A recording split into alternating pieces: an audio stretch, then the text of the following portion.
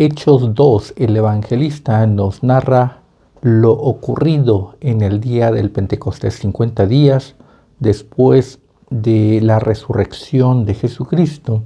Ocurre el día del Pentecostés, están 120 reunidos en el aposento alto, en ese aposento donde había Jesús establecido el pacto con sus discípulos, donde él había implementado lo que conocemos como la Santa Cena.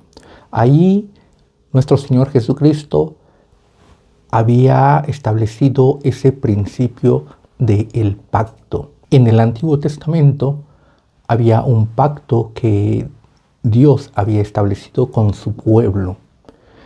Aquí nuestro Señor Jesucristo está estableciendo un pacto con sus discípulos, con lo que llegaría a ser su cuerpo, su iglesia. De esa misma forma en la que Dios había establecido el pacto con el pueblo de Israel, y ese pacto había sido establecido cuando Dios los sacó de Egipto y les dio las leyes en el monte Sinaí a través de Moisés.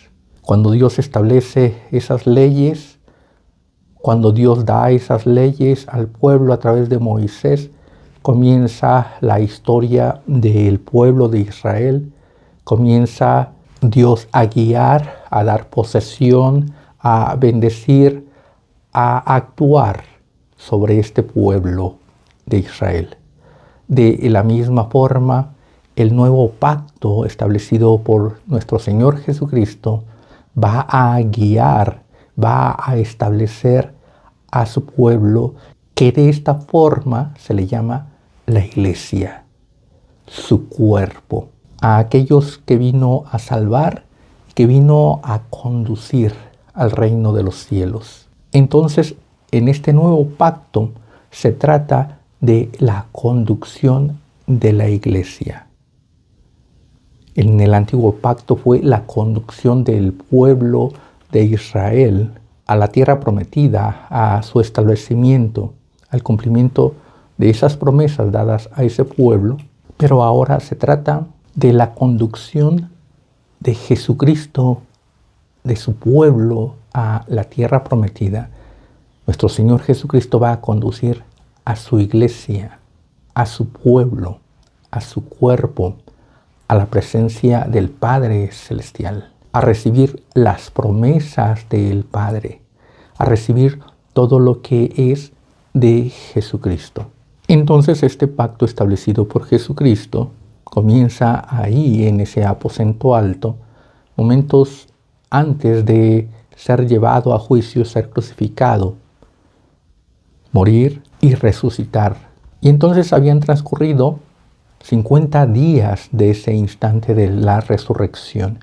Y los discípulos se encuentran ahí, en ese mismo lugar donde Jesucristo inició ese pacto con ellos. Y Jesús, antes de ascender, 10 días antes, recordando que Jesús estuvo 40 días manifestándose a sus discípulos, apareciéndose a muchos de sus seguidores, nos habla el apóstol Pablo que se apareció a más de 500, Jesús mandó a sus discípulos, a sus seguidores, que no salieran de Jerusalén, sino que se quedaran ahí hasta recibir la promesa del Padre. Esto es, recibir al Espíritu Santo, a ese Paráclito que Jesús estuvo hablando también en ese día donde estableció la Santa Cena. Él estuvo hablando y él estuvo en oración pidiéndole al Padre que él mandara a ese Paracleto, que es el Espíritu Santo, y que la función del Espíritu Santo sería la de guiar, sería la de tomar de Jesucristo y dárselo a su iglesia, dárselo a sus discípulos, dárselo a ese cuerpo que se iba a estar formando. Entonces ahí establece que la función del Espíritu Santo es de guiar a toda verdad, de que a través del Espíritu Santo se recibirían las bendiciones, se recibirían las promesas del Padre Es a través de Jesucristo que recibimos la salvación, que recibimos esa santificación, recibimos el perdón del Padre de la gloria y recibimos la vida eterna a través de Jesucristo. Pero Él establece en ese día del pacto de la Santa Cena que sería la función del Espíritu Santo en la vida del creyente, en la vida del cristiano. Entonces estaban reunidos estos 120 que obedecieron el mandato de Jesucristo de reunirse, de estar en Jerusalén hasta recibir esa promesa del Padre, hasta que viniera el Espíritu Santo. Y entonces la iglesia sería investida de lo alto. Y esto sucede en lo que llamamos el día de Pentecostés. El día de Pentecostés en el Antiguo Testamento, Dios lo instauró como una celebración para recordar que Dios había establecido un pacto con el pueblo de Israel y que ese día habían recibido las leyes a través de Moisés. Pero también se establece este día de Pentecostés como una celebración, la celebración de la cosecha, la celebración de las primicias. Todo lo que Dios le da a que el pueblo participe, a que el pueblo celebre, son figuras, son simbolismos que se tienen que manifestar de una forma espiritual, no quedarse en ese simbolismo, sino que tiene que tener una trascendencia. Y teniendo esa trascendencia, es como si se presentara ya algo real, algo tangible. Ya no el simbolismo, sino que el simbolismo deja de ser y da paso a una realidad. Es como el proyecto de un ingeniero, de un arquitecto. Presenta los planos, presenta el diseño, pero este es plano, está en papel, es un proyecto de lo que va a hacer.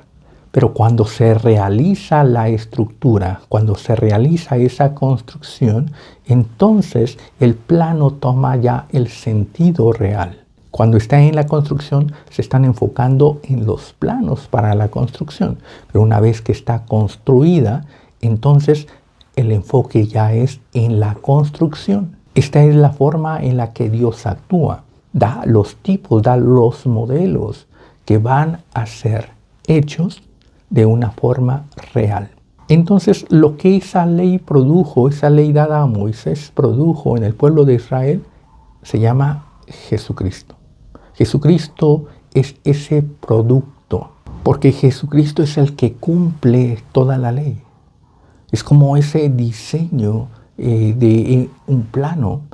Jesucristo es el que va a cumplir con todas las especificaciones, va a cumplir con todo lo que está en ese plano, se cumple en Jesucristo. Entonces la ley está cumplida en Jesucristo. Jesucristo es el producto terminado y es ese producto terminado que excede a la ley. Hay un momento en el que se está viendo el plano y se está construyendo, pero cuando esa construcción ya está realizada, entonces hay que ver la construcción, hay que vivirla, hay que usarla, hay que sacarle ese provecho para el que fue diseñado, para el que fue construido.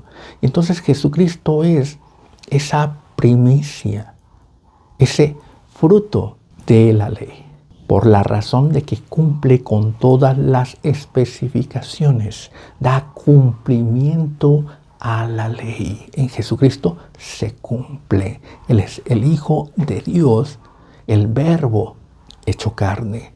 Por eso es que dice el Verbo, lo que está en la palabra, lo que está en la ley, tiene ese cumplimiento y entonces es hecho carne. Ahora es real. Lo que sucede en el día del Pentecostés es que es la fiesta de las primicias. Es ese momento, es ese instante en el que Jesús es el modelo real, en el que muchos tienen que seguirlo, en lo que muchos van a compartir estas mismas características. van a compartir esa misma vida, ese mismo pensamiento, ese mismo actuar de Jesucristo. Para parecerse a Jesucristo hay que ser guiado para tener ese comportamiento, ese pensamiento, seguir a Jesucristo y llegar y alcanzar esas cualidades, esas características de Jesucristo para ser parte del cuerpo de Jesucristo, para ser parte de la iglesia de Jesucristo. El Espíritu Santo es mandado para que nos guíe a toda verdad. El Espíritu Santo es mandado para que nos sea de guía y nos acerque a ese parecer, nos dé esa nueva naturaleza, nos dé esa nueva condición que es en Jesucristo. Porque esa condición nos va a liberar de la ley.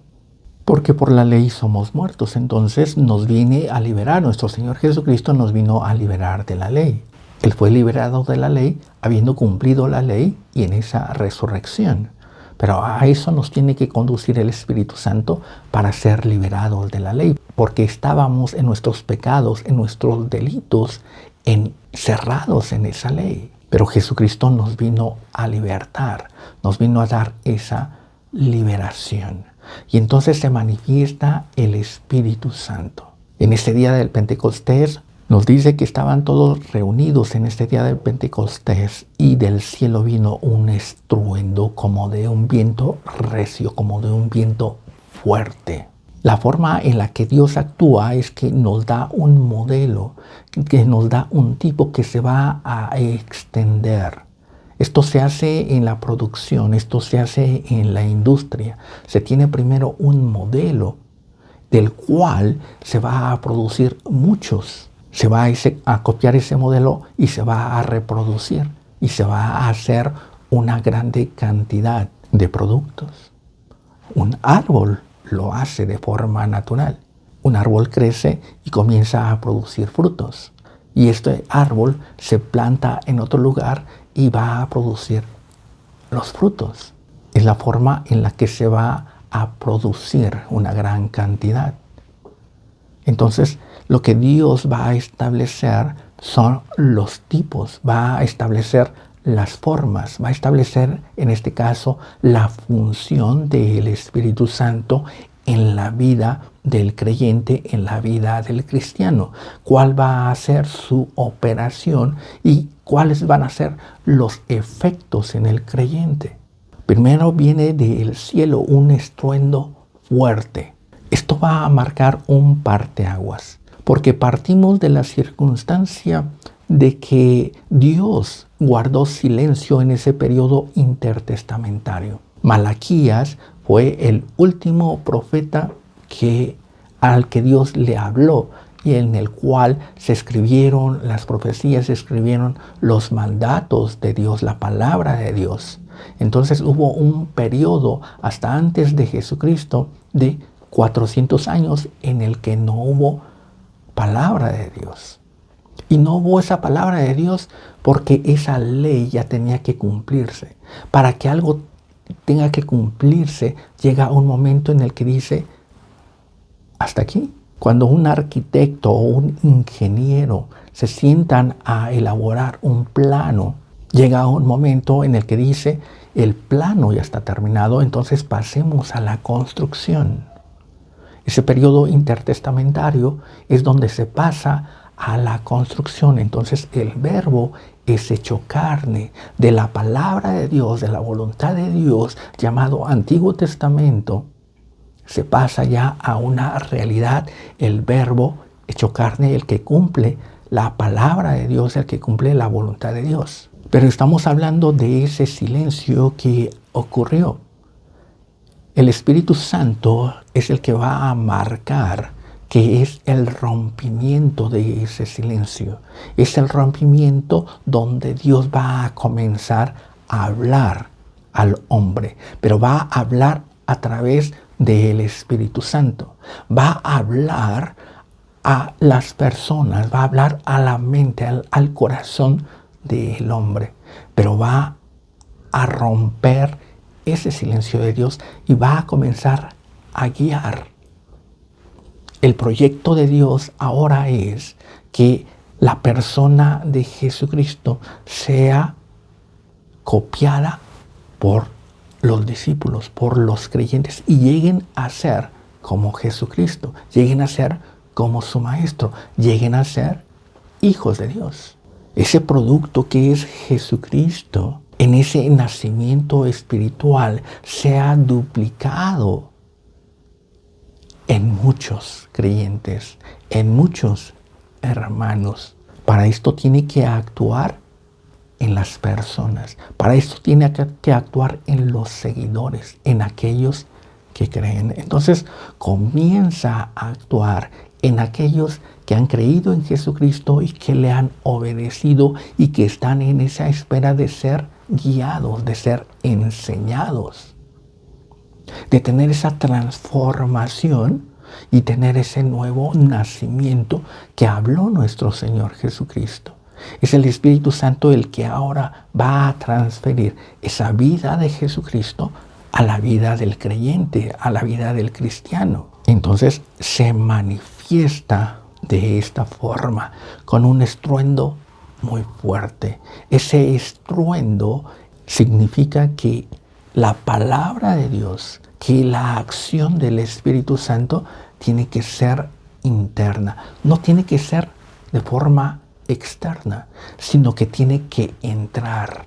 Y ese estruendo es el que va a derribar toda esa muralla que impide escuchar la voz de Dios, que impide escuchar, tener en cuenta la voluntad de Dios. El hombre está ensimismado, cerrando los oídos en esa sordera espiritual en donde no hay un entendimiento de las cosas espirituales, de la voluntad de Dios. Dios dice una cosa y el hombre se queda sin entender.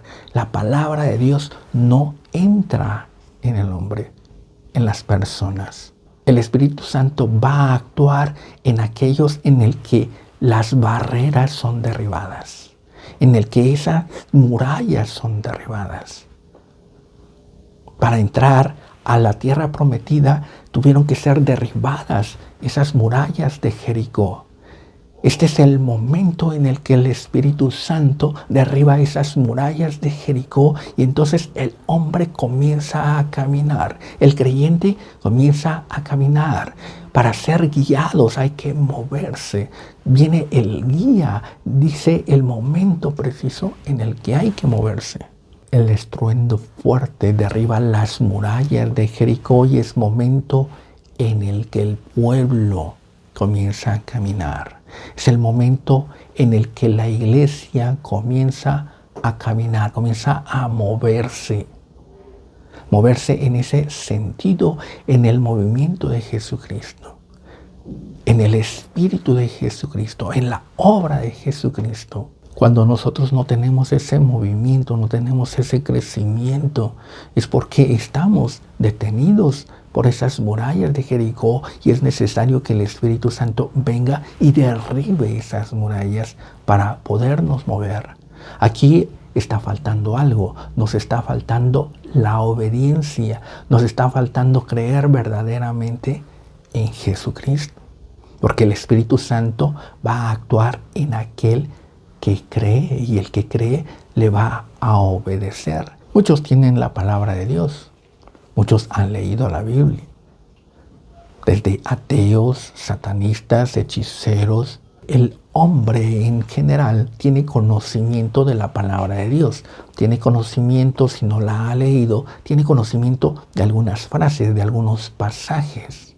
Pero esto no los mueve. Lo conocen, pero no lo creen, porque no lo practican, lo desechan y dicen, muy buena enseñanza, o lo critican, pero no los mueve, no los cambia, no los hace buscar más, sino que se quedan en ese estancamiento sin desear más de Dios, sin desear más de Jesucristo, sin desear más de esa palabra, sin desear más de esa vida espiritual.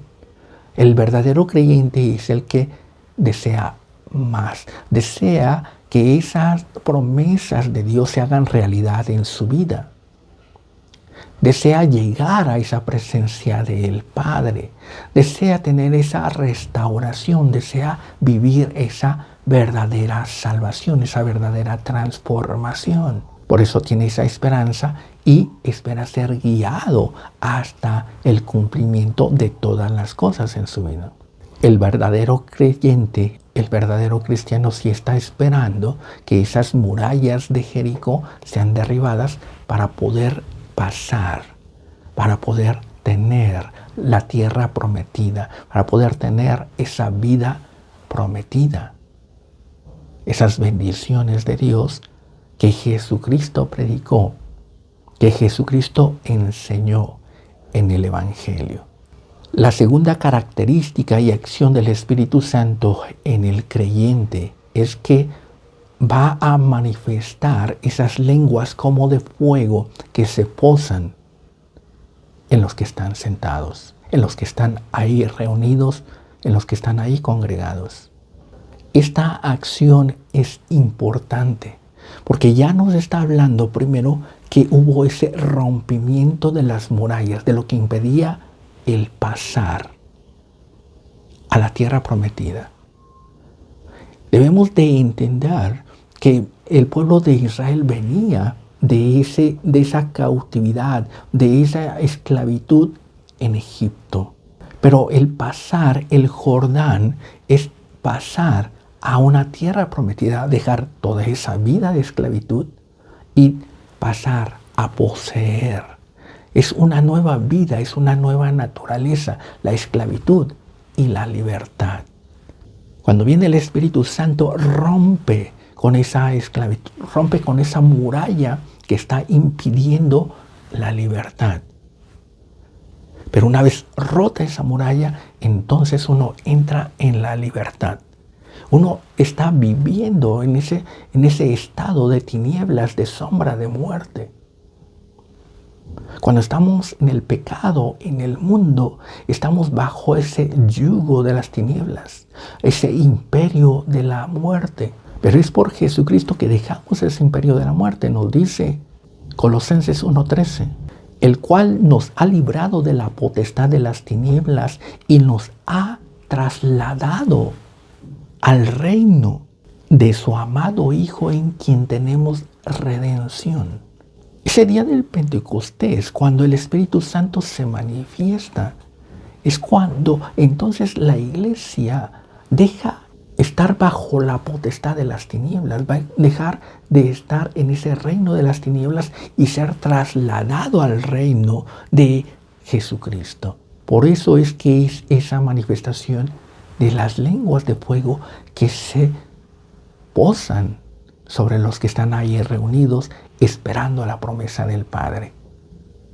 Estas lenguas de fuego van a mostrar la diferencia de estar en las tinieblas y de estar en la cobertura de Dios, estar en esa iluminación, en esa guía del Espíritu Santo. Somos trasladados. Estas lenguas de fuego van a significar que dejamos esa vida de pecado, de error, de rebelión y comenzamos a vivir una vida espiritual. Esa vida espiritual de la cual nos habla el apóstol Pablo, de que debemos de presentar nuestros cuerpos en sacrificio vivo, santo, agradable delante de Dios. Estas lenguas de fuego se posan sobre el creyente y entonces lo hacen ser un sacrificio agradable. Aquel donde se posa el Espíritu Santo de esta forma es presentado como un sacrificio. Ese holocausto donde la carne deja de ser y entonces se consagra en esa santidad en un olor santo, agradable delante de Dios. Nuestra vida cambia, nuestra adoración a Dios cambia de una forma correcta. Es el Espíritu Santo el que nos comienza a guiar para hacer la voluntad de Dios. para hacer correctamente las cosas que debemos de hacer en un entendimiento espiritual, porque comienza a actuar en la cabeza, comienza a actuar en la mente. Lo que antes no entendíamos, ahora lo entendemos. Y al entenderlo, comenzamos a practicar las cosas correctas, la voluntad de Dios de forma correcta. Una cosa es saber lo que Dios quiere y otra cosa es hacer lo que Dios quiere de una forma correcta. El Espíritu Santo es el que viene a instruirnos, a enseñarnos, a capacitarnos para hacer las cosas de forma correcta, en la forma que sea agradable, presentando nuestros cuerpos en sacrificio santo, agradable delante de Dios, que es nuestro culto racional. Por eso se manifiestan esas lenguas como de fuego.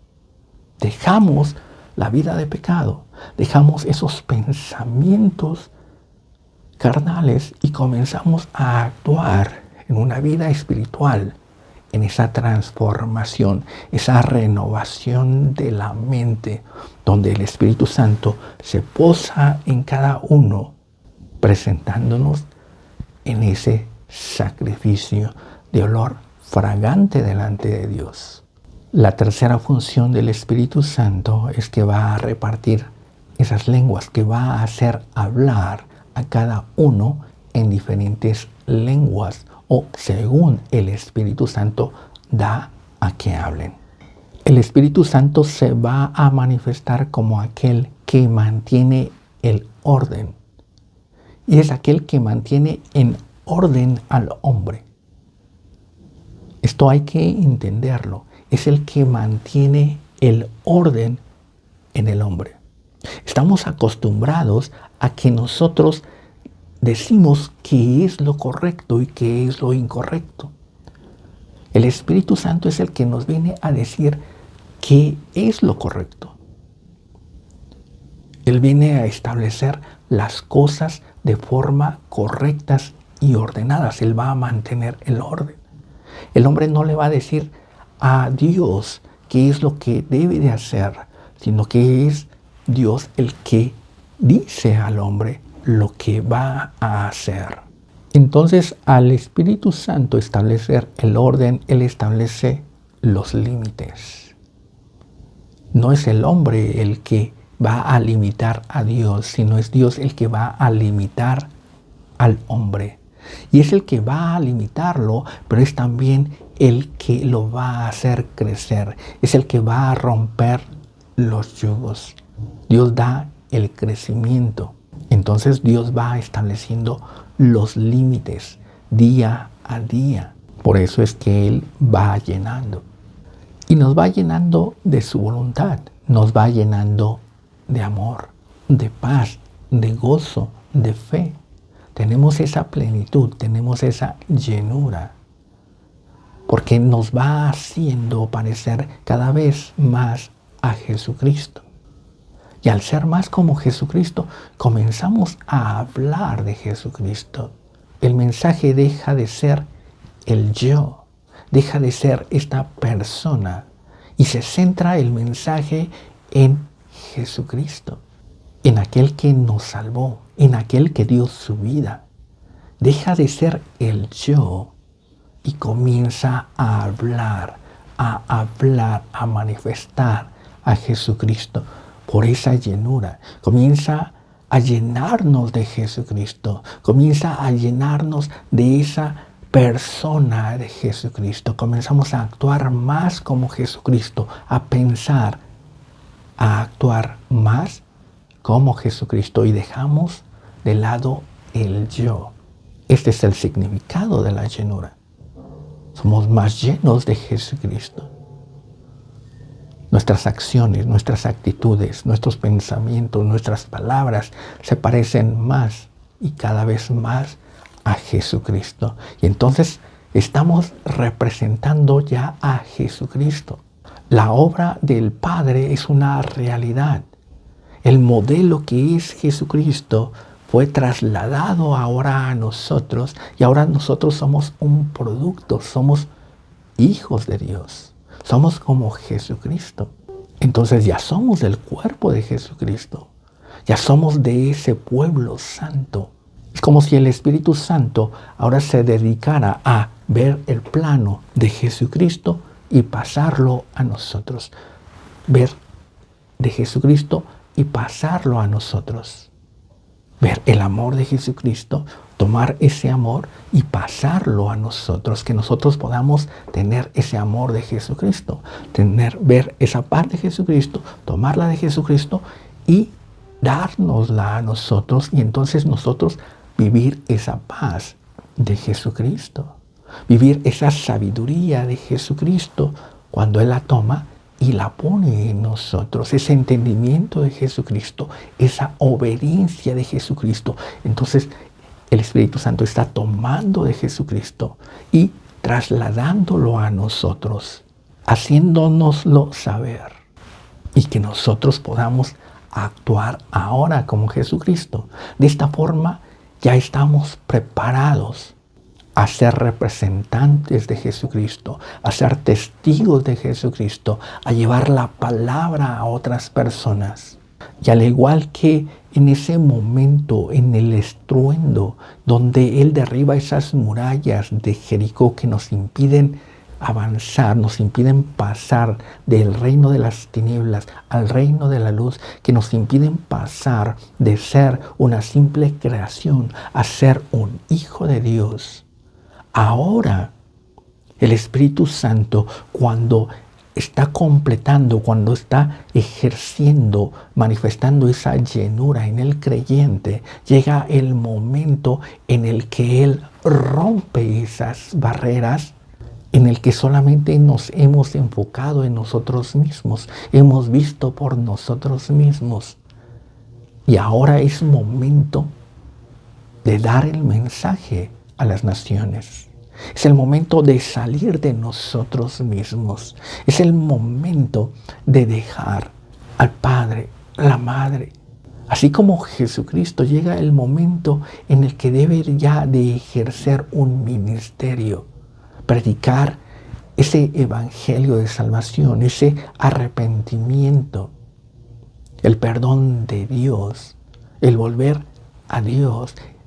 También el creyente, al ser lleno, llega a ese momento en el que él debe de participar y transmitir la palabra. Es el rompimiento del yo. Por eso es las lenguas. Hablar otras lenguas. Interesarnos por otras personas. Interesarnos por la situación de esclavitud que están viviendo otras personas. Nos va a capacitar para hablar, para llegar a otras mentes, a otros corazones. Nos va a guiar para ser colaboradores de Jesucristo. Nos va a guiar para ser portadores del mensaje de Jesucristo, para que ese silencio sea roto en otras personas y muchos crean y se conviertan y también sean parte de la iglesia de Jesucristo. Este rompimiento de el yo nos hace entender, nos hace sentir, nos hace saber que Dios quiere que este evangelio, esta palabra de vida, esta liberación sea difundida a toda criatura. Llegue a los lugares más lejanos, a chicos, a grandes, a hombres y mujeres, pero con un solo mensaje, con un solo propósito, un solo bautismo, una sola fe, un solo Dios y Padre de todos, un solo Salvador. Los idiomas pueden ser distintos, los idiomas pueden ser diferentes, los idiomas pueden ser de otros tiempos, pero el mensaje es uno. Y el mensaje lo mantiene el Espíritu Santo y Él nos da que hablar. Esta es la acción del Espíritu Santo en esa traslación, en esa guía para el que Él fue enviado, cumpliendo con la promesa de Jesucristo, cumpliendo con la promesa del Padre, y el mismo Espíritu Santo nos lleva a el cumplimiento de las promesas. Es una función importante porque es el que nos va guiando, es el que nos va transformando, es el que rompe esas murallas, es el que nos da toda esa vida espiritual y nos da esa libertad espiritual, esas condiciones para ser llamados hijos de Dios. El día de Pentecostés es importante porque marca las primicias, marca ese momento en que la iglesia comienza a caminar. En el caminar de la iglesia, el Espíritu Santo se va manifestando y de esta forma también nos llega a nosotros. Y cuando creemos esto y el actuar del Espíritu Santo como en el día del Pentecostés, derribando nuestras murallas, posando sobre nosotros esas lenguas como de fuego, haciéndonos ese sacrificio santo, agradable delante de Dios, entendemos de ese gran plan de Dios, esa gracia que nos es manifestada, esa gracia que nos es dada, y como Él va cumpliendo en nosotros todos estos efectos para ser llamados hijos de Dios, para ser igual a nuestro Maestro, igual a nuestro Señor y Salvador. No contendamos contra el Espíritu, sino dejemos que Él actúe en nuestras vidas, anhelando más de Dios, anhelando más de Jesucristo y haciendo lo que Él nos va dando que debemos de hacer. El día de Pentecostés es importante para todos nosotros y que ese día de Pentecostés se cumpla en plenitud en nuestra vida. Hay quienes están esperando aún, hay a quienes se les ha derribado esas murallas, hay quienes ya están en ese proceso de ese crecimiento, de ese nuevo nacimiento espiritual, dando testimonio en ese culto agradable, santo delante de Dios. Y hay quienes ya están siendo portadores del mensaje de la vida a otras naciones, a otras personas, a otros vecinos. Pero no dejemos de creer y no dejemos de crecer y pidamos por aquellos que aún no han recibido esta bendición y pidamos por ese crecimiento para que seamos una iglesia viva, eficiente, verdaderamente el cuerpo de Jesucristo. Dios les bendiga.